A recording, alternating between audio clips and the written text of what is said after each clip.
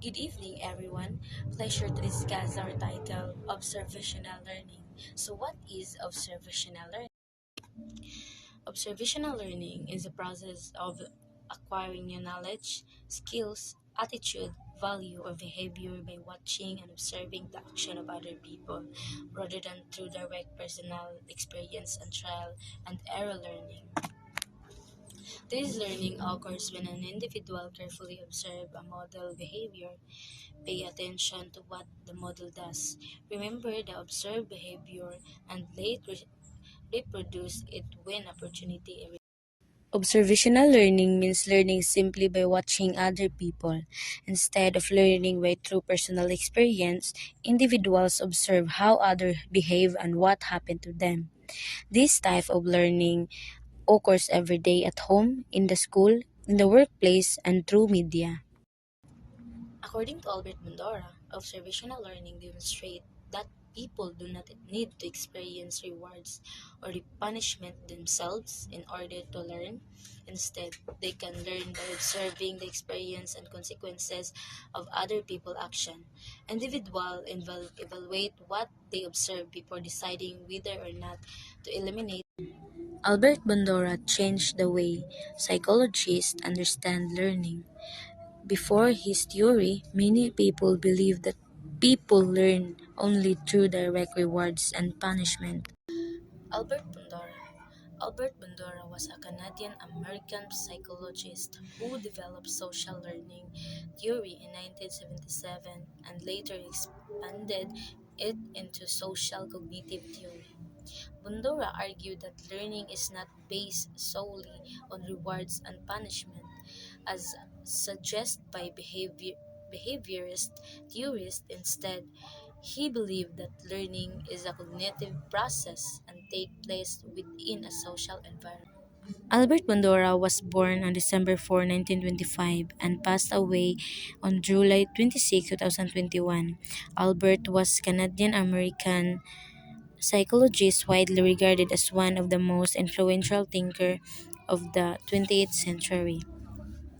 Bandura revolutionized psychology with his social learning theory 1977, showing we learn by observing others as proven by his Bubudal experiment, not just through rewards and punishment. He later expanded this into social cognitive theory, introducing re- reciprocal determinism, behavior, thoughts, and environment constantly interact, and the powerful concept of self efficiency, which is your belief in your ability to success and a better predictor of achievement than skills alone. Good evening, everyone. This is the characteristic of observational learning. Observational learning has several important characteristics. Learning occurs through observing others. Makakaton ang usa ka tawo pinaagi sa pagtanaw ug pag-obserbar sa gibuhat sa uban. It involves attention, memory, and thinking. Nagkinahanglan kini ug pagtagad, maayong memory ug husto nga paghuna-huna aron makakaton. Direct experience is not always necessary. Dili kinahanglan nga ikaw mismo ang makasinati aron makakaton. Pwede ka makakaton pinaagi sa pagtanaw sa uban. Individual choose whether or not to imitate observed behaviors. Ang usa ka tawo adunay right sa pagpili kung sundugon ba niya o dili ang iyang nakita nga binuhatan sa uban. The consequence experience by the model influence future imitation. Kung maayo ang resulta sa gibuhat sa usa ka tawo, mas posible sundugon siya sa uban. There are the four processes of observational learning. These are number one, attention. Attention means pagtagad. Attention is the first stage of observational learning. It refers to the learner's ability to carefully observe and focus on the model's behavior. Learning cannot occur if individuals fail to notice the important action being demonstrated,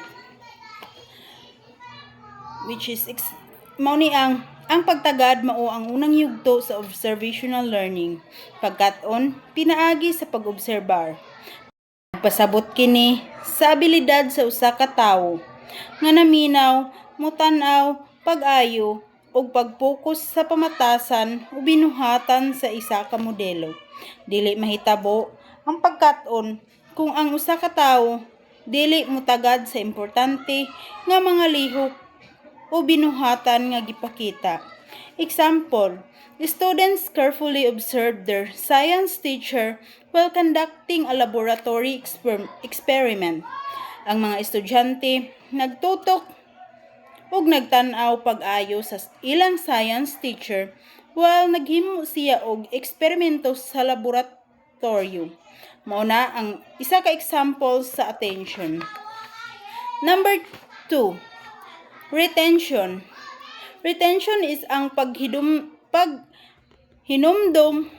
sa nahibalaan.